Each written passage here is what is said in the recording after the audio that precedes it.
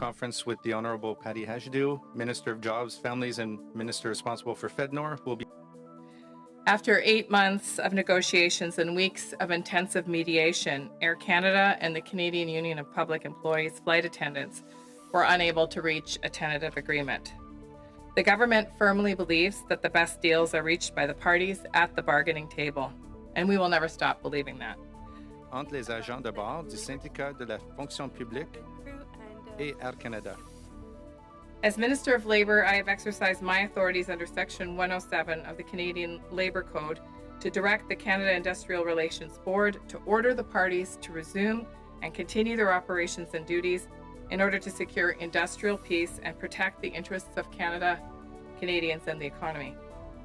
I've also asked the board to assist the parties in reaching a settlement of the outstanding terms of their collective agreement by imposing final and binding arbitration, and to extend the terms of the existing collective agreement until a new one is determined by the arbitrator.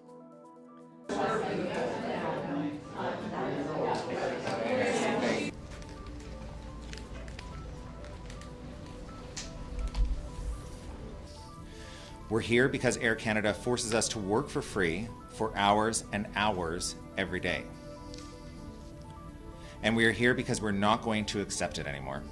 For 9 months, we have tried to bargain in good faith with Air Canada and Air Canada Rouge. And for 9 months, Air Canada has stonewalled us. They refused to end unpaid work. They refused to give our lowest paid flight attendants a raise to lift them out of poverty. And now, Air Canada has left us no choice but to walk a picket line to end their corporate greed and exploitative practices.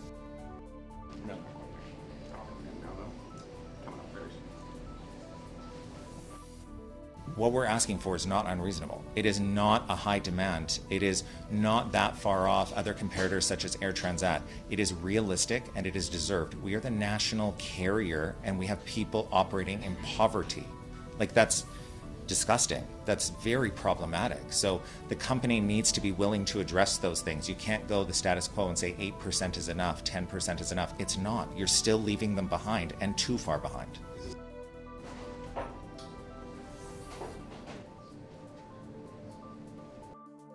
I personally believe it'll be public pressure, and we're seeing so much of it. So we see public pressure going through our Unfair Canada campaign. We see the copious amounts of letters that we're being copied on that are going to the company. We see the general public taking Air Canada by storm through public messaging and all that kind of stuff.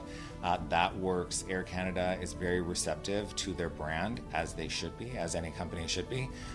Just members reaching out through social media and that, just advising Air Canada, this is no more acceptable. I can't be loyal nor follow this. It makes a huge difference with them, and it'll make a huge difference at this table to get a settlement. Copious amounts of letters that we're being copied on that are going to the company. We see the general public. We appreciate the hardship that this has caused on Canadians. We sincerely do. We feel the hardship too, because we would rather be flying and welcoming you on your journey or bringing you back home. We would rather be earning a paycheck than walking a picket line. No one should accept being forced to work for free for hours and hours every day. Appreciate that.